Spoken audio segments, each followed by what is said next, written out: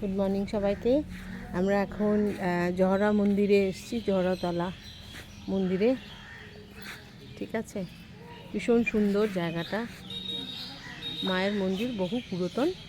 ঠিক আছে, তার আশেপাশে যেটা দেখছি যে প্রচুর আমবাগান। হ্যাঁ,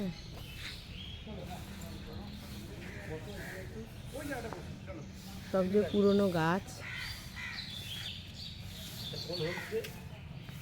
কোনটা এখানে কোথায়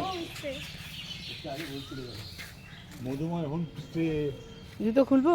এখানে খুলি। হ্যাঁ, এখানে বলি হয়। বাজারে ঢুকিয়ে দিয়ে দেখা যাচ্ছে।